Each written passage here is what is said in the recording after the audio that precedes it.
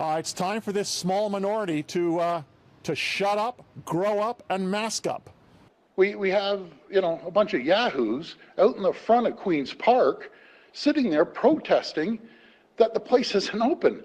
Absolutely irresponsible. It's reckless to do what they're doing. And personally, I think it's selfish. The people who are in those rallies know exactly what they're doing. They know what they're doing is against the law. And they're flagrantly putting other people at risk. So yeah, you have the right to be an idiot, but you don't have the right to put other people at risk by being an idiot. And that kind of behavior has to stop. It's selfish and it's self-indulgence. We don't have the luxury for that right now. We don't have the time for that right now. I don't have time to deal with this because we got to try and keep people alive. These irresponsible idiots need to look in the mirror. They are the problem. And the sooner we get this curve bent down, the sooner we get COVID under control, then they can go back to their narcissistic, self-indulgent ways.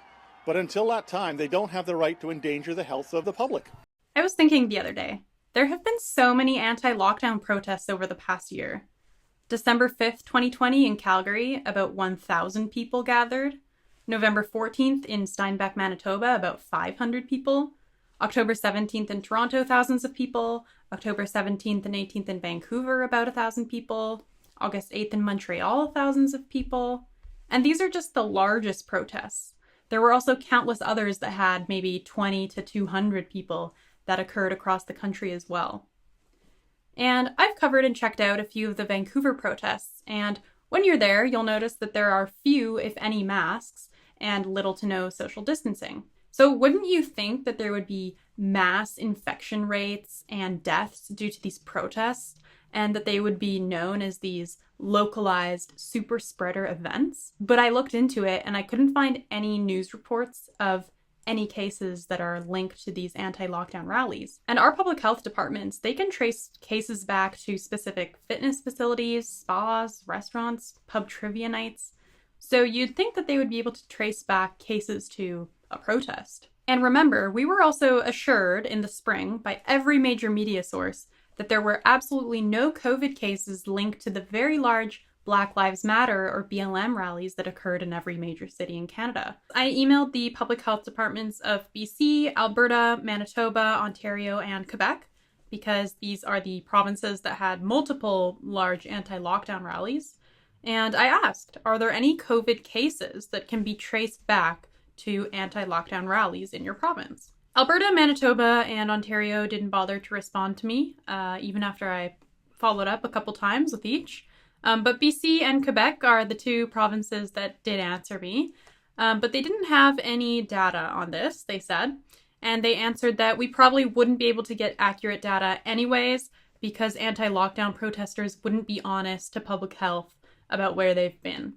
And that's kind of what I expected them to say. But again, they were somehow able to determine that no cases were linked to the BLM rallies. This is what the BC Ministry of Health emailed me. In addition, one could assume that people may not be truthful about attending an anti-mask rally during contact tracing conversations with public health, so the likelihood of having an accurate picture of this kind of transmission is low. Those participating in anti-mask demonstrations are the minority. The vast majority of people in British Columbia are doing the right things and recognize that wearing a mask protects everybody.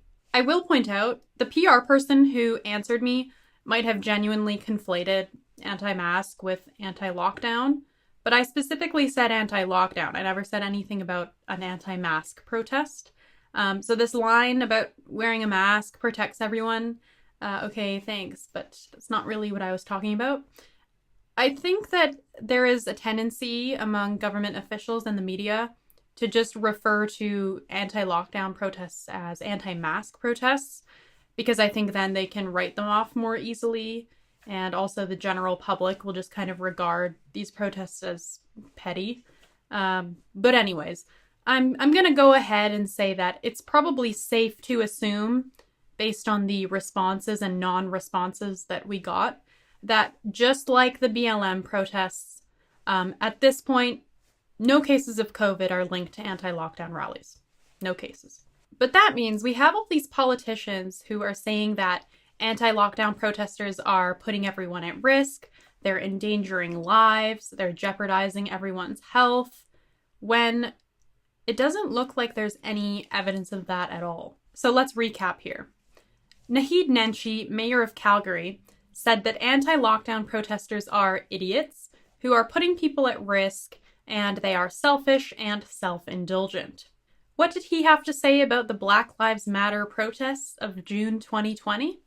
Well, he congratulated them. He said he has a feeling of extraordinary pride. I'm proud of Calgarians for coming together, for doing so peacefully, for not throwing a single rock or breaking a single pane of glass, for opening their hearts and their minds and their ears to the conversations of other people. Very nice. Mike Farnworth, Public Safety Minister in BC, said anti-lockdown protesters are irresponsible idiots who are endangering health, and they need to shut up, and they're narcissists. What did he have to say about the BLM protesters? Nothing. Ontario Premier Doug Ford calls anti-lockdown protesters selfish, reckless, and a bunch of yahoos. So what names does he call the BLM protesters? Well, I always encourage a peaceful and safe protest or march, and I think that's important. That's how you get your voice heard. Okay. You know, we're almost approaching the 1-year mark of the 2 weeks to flatten the curve, and we need to look around. An Albertan pastor who held in-person church services is currently in jail. People are losing their jobs for speaking out about lockdown harms. A 28-year-old Quebec actress died waiting for a surgery that was postponed due to COVID-19 because they want to keep the hospitals empty for COVID patients. A 29-year-old woman died of a staph infection whilst her healthcare providers just assumed that this healthy young woman had COVID. Now, I don't have time in this video to rehash all of the harms caused by lockdowns and by COVID hysteria in general, but True North has published a fact sheet about it. We published that last month, so I'll link it in the description. But more recently, Mayor Naheed Nenshi is even seriously gaslighting people by claiming that there are no lockdowns. This is what he said. People keep saying, lift the lockdown. There's no lockdown. Indoor gatherings are banned, outdoor gatherings are okay. Basically, gyms and cultural institutions are closed. Oh yeah, just gyms and cultural institutions, who cares? There's some other things, but that's basically it.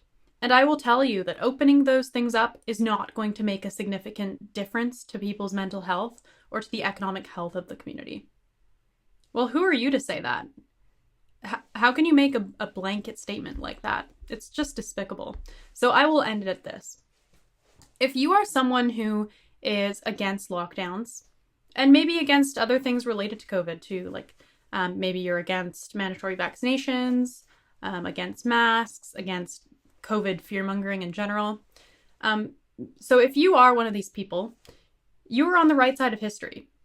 And I don't usually feel comfortable making grand predictions about things like that. But on this issue, I feel pretty confident.